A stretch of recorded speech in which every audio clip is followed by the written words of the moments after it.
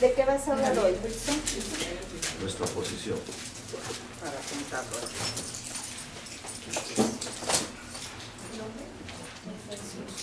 Porque si lo pones con una computadora, no tiene batería.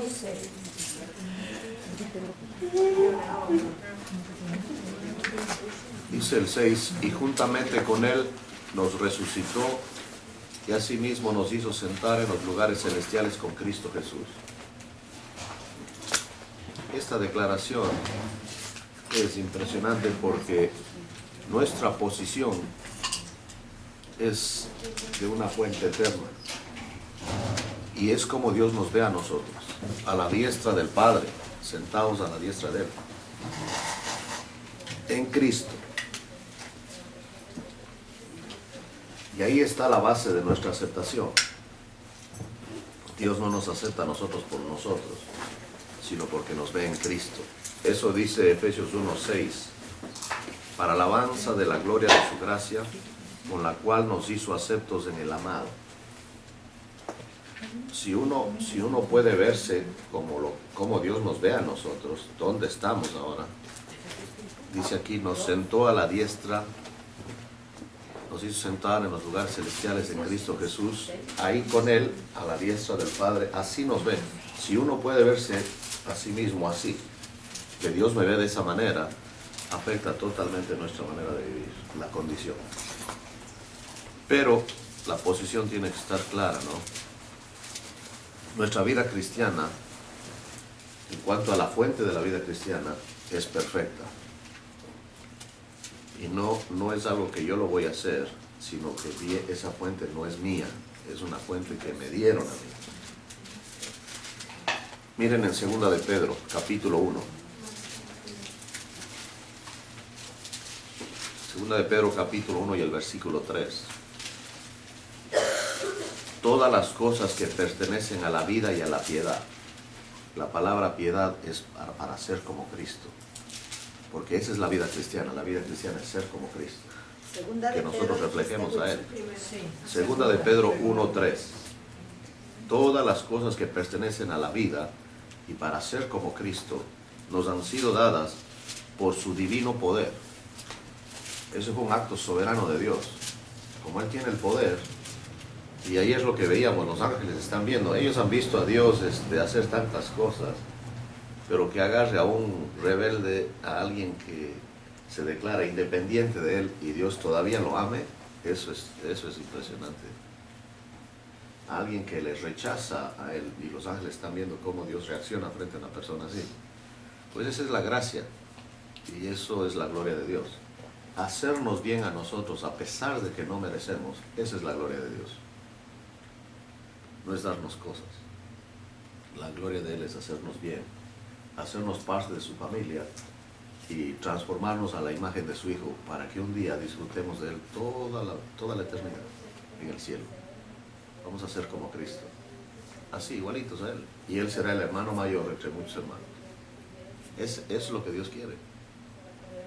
Ahora, ese plan dice aquí que nos dio todas las cosas que pertenecen a la vida, o sea, aquí, y a ser como Cristo, nos han sido dadas por su divino poder, mediante el conocimiento de aquel que nos llamó por su gloria y excelencia.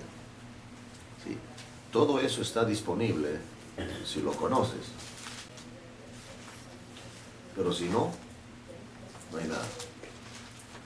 Y es el asunto de que un creyente que no está estudiando la Escritura, todo el consejo de Dios sistemáticamente, no tiene chance porque ignora las cosas, ignora quién es, ignora lo que tiene, no sabe lo que Dios le ha hecho ya y lo que ya tiene. Miren conmigo, vamos a Timoteo, primera de Timoteo.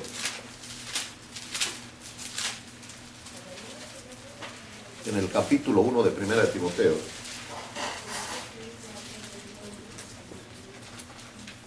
Voy a leer desde el versículo 12. ¿Cuál capítulo? 1. 1 Timoteo 1:12. Aquí tienen ustedes cómo Pablo ve lo que le pasó a él.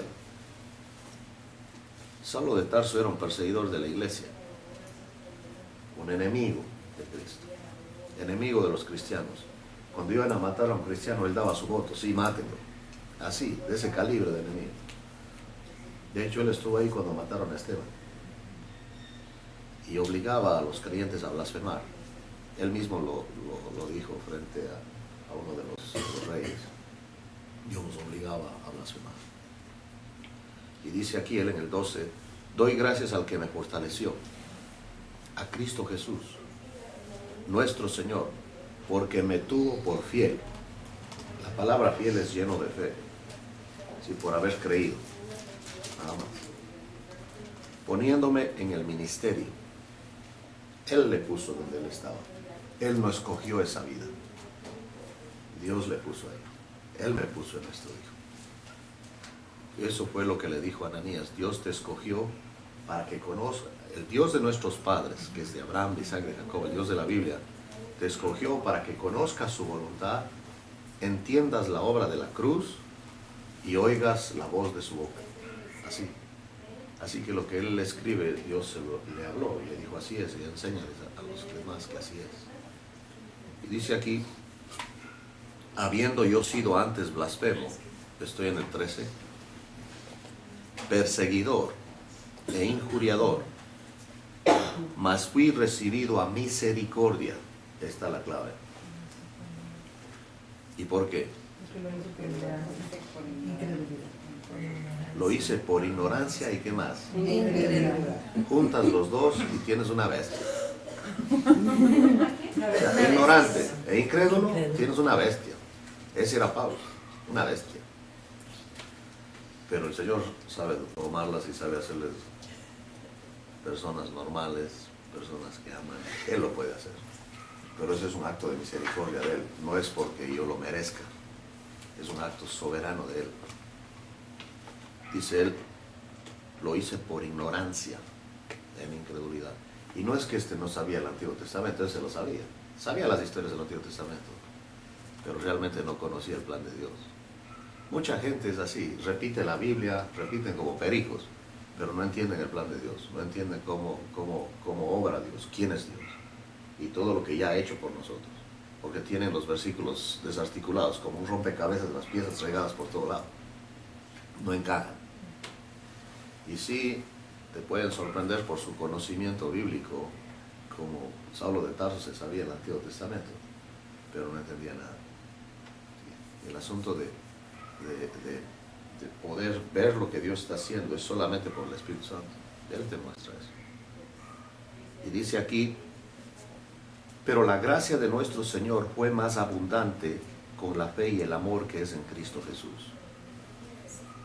Palabra fiel y digna de ser recibida por todos, que Cristo Jesús vino al mundo para salvar a los pecadores, de los cuales yo soy el primero. Y el término primero ahí es el peor. Yo soy el jefe de la banda, si ustedes quieren.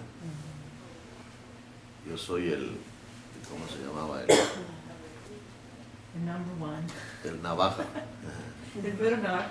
El mero navaja es este. Pedro Navarro. Y ahora, ¿por qué habla él así? Mire este entendimiento que él tiene de la misericordia de Dios. Primero él entiende que lo que hace fue por misericordia. Dios le sacó donde andaba y lo puso donde está. Y donde él está es por misericordia. Por eso él dice, yo como pecador no merezco estar aquí. Y aquí, mira lo que dice aquí. Por esto fui recibido a misericordia, para que Jesucristo mostrase en mí el primero toda su clemencia. Que él muestre al peor de los pecadores su misericordia. Y dice, para ejemplo de los que habrían de creer en él para vida eterna. Ahí está una muestra de la gracia de Dios. Es como un judío dice, pues si a este Dios le salvo, pues yo tengo chance. ¿Ve el punto? Si a este, con todo y lo que era enemigo y un tremendo perverso, lo salvó el Señor. Pero era religioso, ¿no? Claro, pero era por celoso de su religión, porque a su manera él amaba a Dios, ¿no? Sí, O sea, al Dios de su sí, pero imaginación. odiaba a Dios. Eso le hacía un perverso. Sí. Él estaba como el diablo, Pero él no lo como sabía. una hazaña en contra de Dios. ¿Ah? Él no estaba No, era consciente incrédulo. ignorante, dice. Pero pues al final de cuentas todos estamos así. Wilson. Bueno, ¿Quién me dices que diga soy malo? Todos somos buenos. Pregunta, ¿verdad? Todos somos buenos. no, por eso hizo famoso Chespirito, dice, síganme los buenos y no le sigue nadie. Nadie. Yo a veces digo así, síganme los buenos y no me sigue nadie. Porque no entienden que ya el Señor ya nos hizo buenos, pero no en nosotros, sino en Él. Porque todo nuestro concepto, y es por eso que es importante entender nuestra posición, está basada en la condición, en cómo me veo yo, en cómo yo me vivo, no en cómo me ve Dios. ¿Es el problema? Sí, la condición va a cambiar, pero la posición nunca. Porque a mí, Dios me puso en el Hijo, y eso no cambia. Y ya tengo la fuente para vivir la vida cristiana. Ya tengo el poder adentro de mí. El asunto ahora es saber quién soy y cómo opera eso. ¿Sí?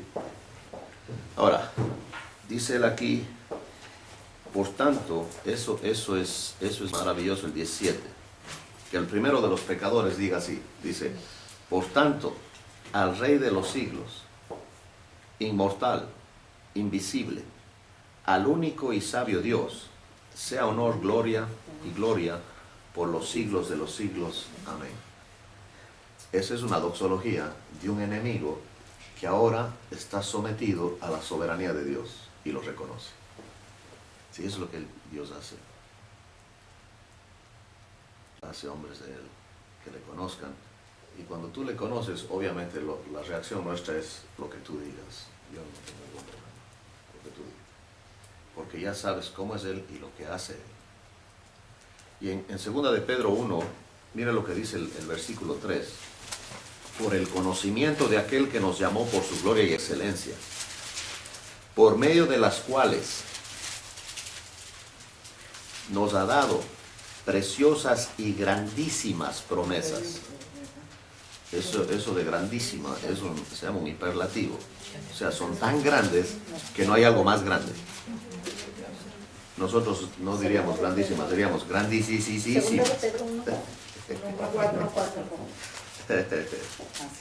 ¿Para qué? A través de estas promesas, a través de esto que Dios decidió que iba a hacer, dice él,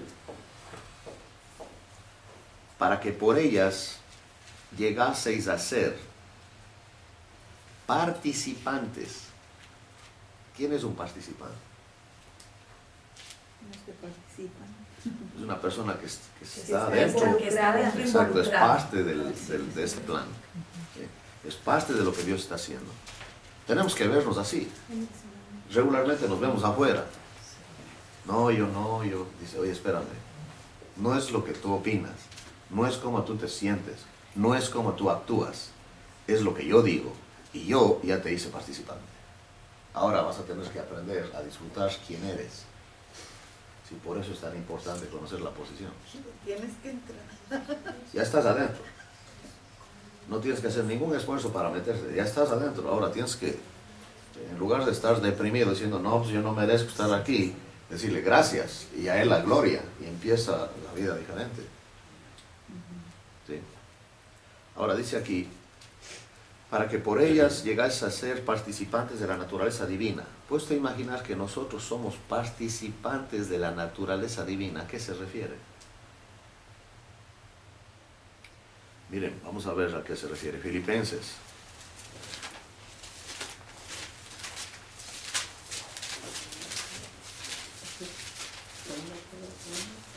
Capítulo 3.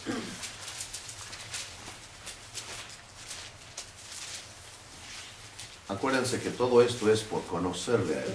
Dice Él que todo esto es por el conocimiento, ¿sí?, de aquel que nos salvó. Y dice aquí en Filipenses 3,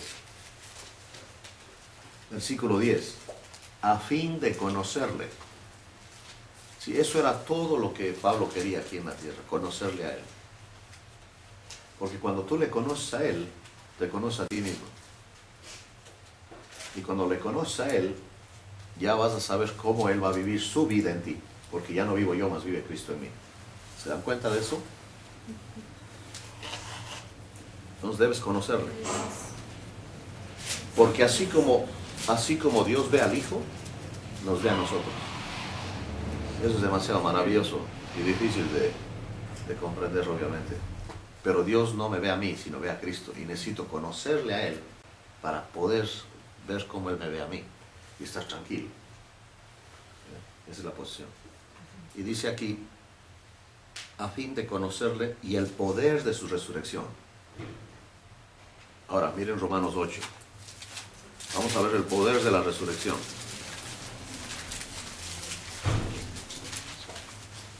Nosotros sabemos que el Señor Jesucristo resucitó. Y creemos eso. Pero muy pocas veces hablamos del poder que lo resucitó. Y Pablo dice, ese poder quiero conocer. Quiero conocerle a Él y el poder de su resurrección. ¿Y cuál es el poder de su resurrección? Aquí dice en capítulo 8, versículo 11. Y si el Espíritu, Romanos 8:11, de aquel que levantó de los muertos a Jesús, mora en vosotros, somos participantes de la naturaleza divina, porque el Espíritu Santo mora en nosotros y Él fue el que le resucitó. Entonces dice, quiero conocer a Jesús y quiero conocer cómo opera el Espíritu Santo. Eso es todo. Si puedes dedicar tu vida nomás a entender eso, eres de otro planeta. Porque lo que Dios hace no encaja en este mundo. ¿Sí? Mi reino no es de este mundo, dijo el Señor. Y vas a aprender a vivir, como decía Ruth Paxson, en el plano superior. Sí, porque es una casa de 2 pisos. La mayoría estamos en el primer piso. Y todo lo queremos arreglar en el primer piso. Queremos cambiar a la gente en el primer piso ahorcándolos. Porque básicamente así pasa. Queremos forzarle. Pero el Señor está en el segundo piso, es lo celestial. Y ustedes pueden ver en el Evangelio de Juan, cómo en cada diálogo que Él tiene, por ejemplo, con Nicodemo, Él está hablando del nacimiento espiritual acá en el segundo piso, perdón, y Timoteo, Nicodemo está en el plano terreno del nacimiento físico. Con la mujer samaritana, Él está hablando del Espíritu Santo, de la vida eterna, y ella está hablando de agua del pozo, de agua natural.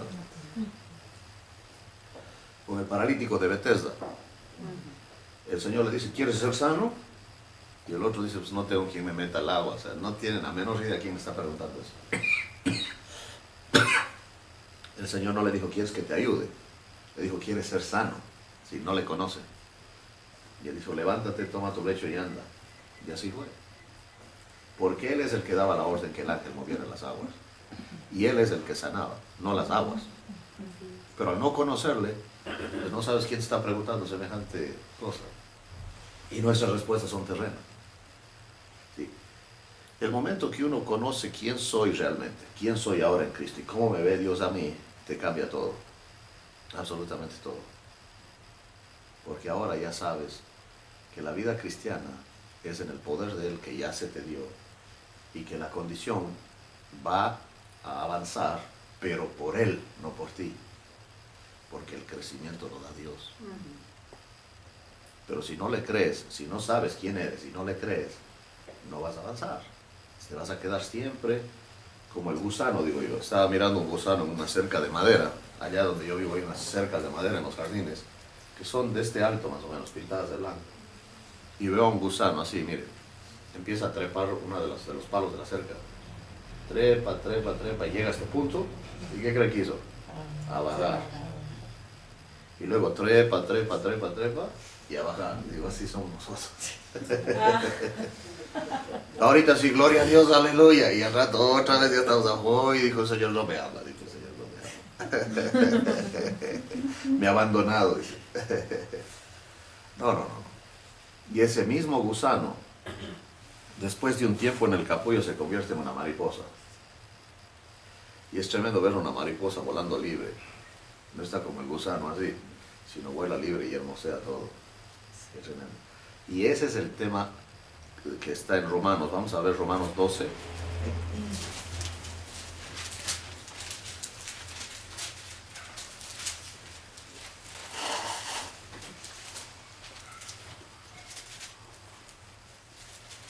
Dice el versículo 2, no os conforméis a este siglo, sino transformaos por medio de la renovación de vuestro entendimiento, para que comprobéis cuál sea la buena voluntad de Dios, agradable y perfecta. Ese término transformaos es la palabra griega metamorfosis. Impresionante. Ya no eres tú, eres otro, eres otra. Así nos hace Él y así nos ve Él. El problema es que nosotros no nos vemos así. Nos vemos siempre como siempre nos hemos visto. No sirvo para nada, o no puedo, estoy enojado, en fin, la carne dominando. O el otro extremo es, yo sí puedo, yo soy de éxito, yo estoy otra vez confiado en uno mismo. Cuando una persona dice, he fracasado, anda en la carne, porque Dios nunca fracasa. ¿Sí? Pues vamos a tener que vernos en Él. Cada libro de administración y de liderazgo que he leído, que circula en las universidades, porque yo colecciono esos textos, me gustan esos temas, ven a Jesucristo, el mundo lo ve a Él como un líder fracasado. Imagínense, murió solo, vendido por uno de sus amigos y traicionado y abandonado por los otros. Era un líder fracasado. Dicen ellos, no pudo influenciar a sus seguidores. Pero ellos no entienden el principio de Juan 12:24, que si el grano de trigo no cae y muere, se queda solo. Pero si muere, lleva mucho fruto. Y nosotros somos el fruto de su muerte. Jesús no vio nada de lo que Él hizo como fruto, antes de su muerte y después de la resurrección. ¿Sí? Porque todo lo que Él hizo, si no muere y resucita, no nos salva, no sirve de nada. Entonces él apuntaba hacia la cruz, porque ahí fue donde nos hizo libres de nosotros mismos. Y la manera de poder experimentar esa transformación, esa metamorfosis, es aceptando que cuando Cristo murió en la cruz, y yo estaba con Él ahí, el hombre viejo estaba ahí con Él. ¿Sí? Esa es una de los principios o de las doctrinas, si ustedes quieren, más difícil de entender y la que menos enseña, porque no la entienden. Se llama la co-crucifixión, la identificación con Cristo, porque así me ve Dios. Y aparte, Cristo cumplió la ley, no porque haya guardado los mandamientos, sino porque murió. La ley demanda la muerte, y Él siendo perfecto, sin pecado, muere. Dice Pedro, se hizo pecado por nosotros, al punto que Dios lo abandona. Se lo abandonó por amor a nosotros. Lo abandona, Él muere, resucita, y todo lo que le pasó a Él en posición nos pasó a nosotros también. Así como en Adán, cuando él peca, todo lo de Adán se nos pasa a nosotros. La muerte, la carne, ya somos personas que nos asustamos, que engañamos. Él menosprecia ya a su señora, ¿se acuerdan? Al principio le dice hueso de mis huesos y carne de mi carne. Después le dijo la compañera, ya le dio de baja. Por poco dijo mi amante este que me diste. Ya le dio de baja. Entonces todo lo de Él, cuando nosotros nacemos como Él, equipados enteramente para el mal como Adán. Y cuando en Cristo venimos a Cristo, todo lo que Cristo hizo se nos imputa a nosotros, es decir, ahora es parte de nosotros. Somos cambiados de Adán a Cristo. ¿Sí? Esa es la realidad nuestra. Esa es nuestra posición ahora. Y Dios nos ve, mire Colosenses 2.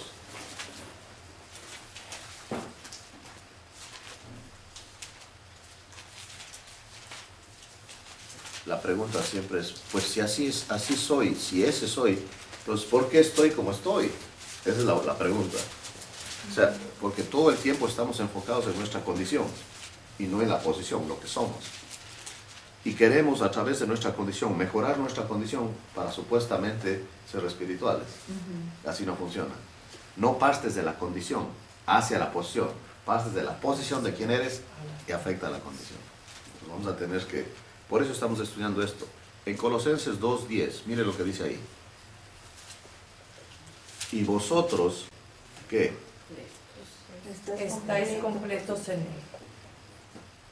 que es la cabeza de todo principado y potestad. Él manda el mundo espiritual. Ya ven que hay querubines, serafines, arcángeles y ángeles. Él manda en ese mundo.